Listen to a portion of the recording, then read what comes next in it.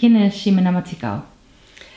Bueno, Ximena Machicao Barberis, soy boliviana, socióloga de formación, feminista por acción y decisión hace más de 35 años, trabajando por todos los derechos de las mujeres, tanto en el movimiento de mi país, a nivel regional como internacional.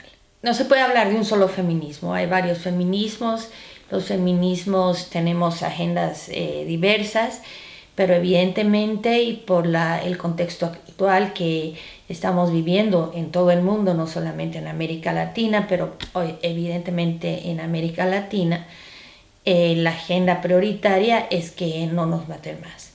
El feminicidio ha crecido de una manera brutal, este es un delito de lesa humanidad y hay que combatir, y yo creo que ese es un punto de consenso de todos los movimientos.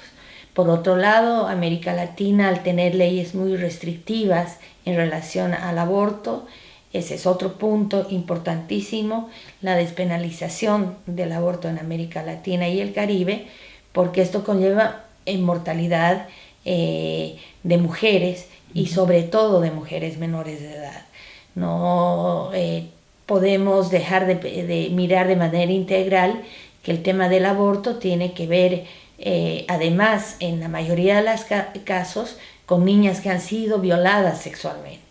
Y por lo tanto, este es otro punto de hace 10 años en el mundo entero que tiene que ver con la explotación sexual comercial y la trata de personas. Hemos llegado a cifras, aunque no somos cifras, las personas sino sujetos de derecho, inadmisibles con este tema. Por ejemplo, la Organización Internacional del Trabajo, la OIT, calcula que hay 21 millones de víctimas de trata de personas. Y a ello hay que sumar, ¿no es cierto?, en general de trata de personas, pero particularmente de mujeres. Y de ese particular de mujeres se calcula, ¿no?, que el 71% son menores de edad, sobre todo niñas y adolescentes. Entonces estamos frente a un fenómeno que muchas teóricas o teóricos o las declaraciones de las Naciones Unidas han señalado que estamos frente a la esclavitud del siglo XXI. Y evidentemente estos son delitos de lesa humanidad. Y hay que ponerle atención porque además de que está el feminicidio incrementando, está la violencia sexual incrementándose, la violencia física contra las mujeres, psicológica y todos los entramados de las violencias estructurales, el tema de la explotación sexual comercial y de la trata de personas contra niñas, niños y adolescentes es un tema sin lugar a dudas prioritario en las agendas feministas. Son números inadmisibles, son números que además que la trata tiene un componente que va junto al crimen organizado y por otro lado que genera una rentabilidad que cada vez más poblaciones vulnerables están expuestas a ser cooptadas y trasladadas a distintos países para ser explotadas sexualmente. Entonces sí, este es un tema también de agenda que no se le ha dado la importancia que merece tener este tema en América Latina, en los movimientos feministas. Creo que recién se está empezando a trabajar sobre esto, pero es algo que no se puede eludir. La trata y el tráfico de personas son conceptos que están en varias declaraciones y en las leyes nacionales. La trata puede ser para explotación sexual, que es lo que sucede, ¿no es cierto?, en el caso de las mujeres, de las niñas, de las adolescentes. Está la trata con fines de explotación laboral, a diferencia del tráfico que creo que Europa está viviendo muchísimo y España principalmente con inmigraciones masivas desde el África hacia el Mediterráneo, donde muchos pierden y muchas mujeres y niñas, niños mueren en el camino. El tráfico es un concepto que es muy distinto a la trata. La trata tiene que ver con el país de origen, el país de tránsito y de destino para ser explotada sexualmente.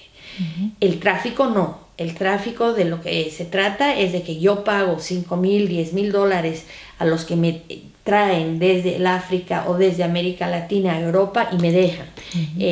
La trata es distinta porque no me dejan y me explotan sexualmente en condiciones muchas veces, la mayoría de las veces, de esclavitud, que no solamente se vulneran todos los derechos humanos fundamentales básicas, sino que tiene una expropiación del cuerpo, de la sexualidad de las niñas, de las mujeres, y esto es un objeto, se convierten en mercancía. Las personas que tenemos y son sujetos de derecho se convierten en mercancías. Entonces es un fenómeno muy complejo porque intervienen varios actores en todo esto, desde el crimen organizado, los proxenetas, los tratantes, los dueños de burdeles, de lenocinios. Es un tema de mayor preocupación, que no debía ser solamente de preocupación de los movimientos feministas, sino sobre todo de los estados. Los estados son los principales responsables de garantizar los derechos humanos y el ejercicio de estos derechos, pero a las víctimas se les despoja absolutamente de todos los derechos. Pierden identidad, se las enajena, muchas veces se las involucra en temas de drogas, en temas de alcohol. Entonces estamos hablando de un fenómeno que creo que es el que mayor expresión tiene del sistema que vivimos, que es un sistema patriarcal, sexista, mercantilista, donde las principales víctimas somos las mujeres, son las niñas, son las adolescentes y los grupos obviamente más vulnerables en condiciones de pobreza. Pero la trata trasciende fronteras, trasciende situaciones socioeconómicas. La trata puede estar en los sectores vulnerables más pobres, que viven violencia extrema o pobreza relativa, pero también muchas mujeres pueden ser cooptadas y que no viven en esas condiciones de pobreza, sino que es el cuerpo el que se mercantiliza. Y esto trasciende, ¿no es cierto?, el tema de vivir o no en condiciones de pobreza. Por lo tanto, cada vez mayores niñas y adolescentes y mujeres en edad reproductiva están expuestas a ser cooptadas por las redes criminales. Por lo menos en América Latina, la mayoría de los países tienen leyes contra la trata y tráfico de personas. El tema es que tenemos muchas normas, muchas leyes nacionales, internacionales, globales y no se cumplen. Están en el papel, están escritas, pero no hay la voluntad política suficiente de los estados, de los gobiernos, para hacer cumplir estas leyes. En el caso de la trata, la rentabilidad que genera tiene muchísimos beneficiarios, no los tratantes o los proxenetas directos, sino los indirectos. Entonces, si no hay una lucha frontal, se cumplen las leyes con condiciones indispensables. Una ley, para que se cumpla, primero tiene que tener voluntad política. Segundo tema es que las leyes tienen que tener presupuesto para que los organismos encargados de luchar contra estos delitos tengan los suficientes recursos para enfrentar al crimen organizado, en perseguir, en sentenciar, en condenar a los que cometen estos delitos y a las que cometen estos delitos de lesa humanidad. Segundo, para eso tienen que ser instituciones que tengan poder institucional y una institucionalidad sostenible en el tiempo. No son luchas que se pueden hacer en un par de meses, sino son luchas a muy largo plazo. Por lo tanto, si no hay esas condiciones, es muy difícil combatir. La sociedad civil, por otro lado, no tenemos las condiciones que tienen los estados para combatir estos delitos, pero sí es de fundamental importancia el desarrollo de estrategias de prevención cada vez más fuertes hacia esas poblaciones vulnerables que están en condiciones de riesgo, sobre todo de niñas, niños en los colegios, en las universidades. Creo que prevenir es una estrategia de primer orden, que sí es un tema que podemos hacer la sociedad civil contribuyendo a la aplicación de las normas. La capacitación de funcionarios públicos, la capacitación de las policías, la especialización, porque estamos tratando de un tipo de crimen organizado muy complejo. que puedan combatir estos delitos. Entonces son muchas cosas que necesitamos, pero sí el tema de la prevención, la capacitación, el manejo responsable de las redes sociales. Ya está investigado que una de las mayores cooptaciones en América Latina, por lo menos, se hace a través de las redes sociales. Entonces las niñas, y que ahora ha avanzado tanto la tecnología y todo el mundo tiene su tablet o su celular, tienen que ser informados, capacitados, educados para que tengan un manejo responsable y no se expongan a riesgos como puede ser caer en una red o organización criminal o clanes familiares que están metidos en esto, o personas solas que también trafican, ¿no es cierto?, con estas niñas, con estos niños. Entonces hay todo un trabajo que hacer desde la prevención, lo educativo, la capacitación a distintos niveles, tanto sociales como de pertenencia y de responsabilidad de lo que compete a los gobiernos. Violencias entrecruzadas, ya la CEPAL hace unos años habló de estas violencias, ¿no? Entonces es esta trilogía de violencia física, violencia psicológica, violencia sexual. Lo que yo hago a partir del trabajo que he desarrollado en estos últimos 5 años, que tiene que ver precisamente con la explotación sexual y la trata de personas, es decir, sí están estas violencias, pero hay otras. Una no se manifiesta solamente en la violencia física, ¿no? Trasciende, tienes violencia psicológica, tienes violencia física, tienes violencia sexual. Pero ¿qué significa que más, que otros tipos de violencia se viven?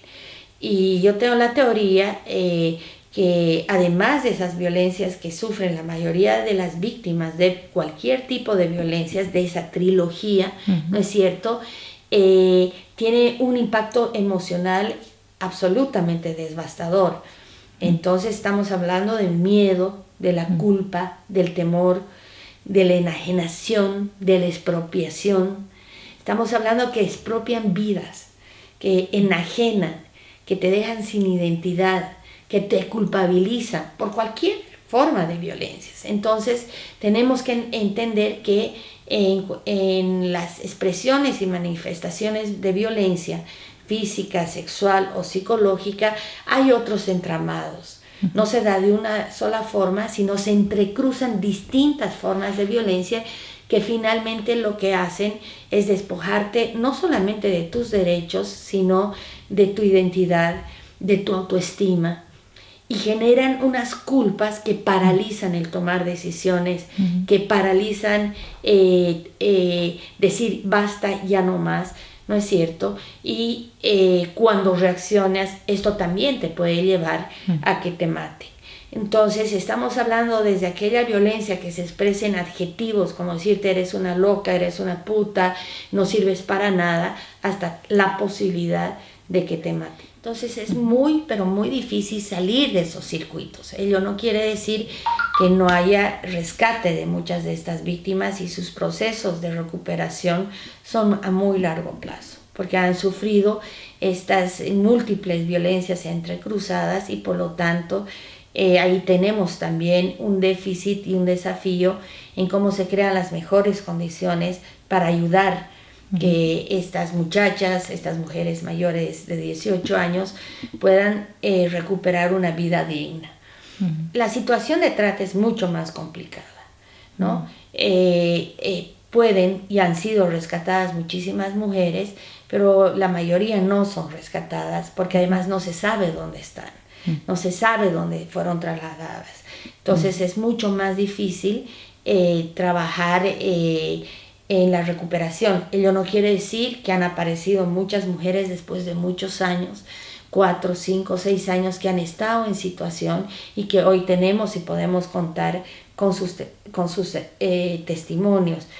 Hay investigaciones que dan cuenta de esto, y justamente ahora viendo las noticias, una de las personas que hizo investigaciones sobre este tema fue Lidia Cacho, de México, una gran periodista que por hacer investigaciones sobre este tema en México hace unos 10 años, la metieron presa, la torturaron, la violaron, y después de 10 años el nuevo gobierno de México ha hecho un acto de reparación con ella, por denunciar la magnitud, por denunciar las deficiencias que hay para la recuperación, y por también señalar que muchas, como el tema del feminicidio, te quitaron la vida, te quitaron la voz, pero se encuentran los cadáveres y las familias pueden enterrar a estas víctimas.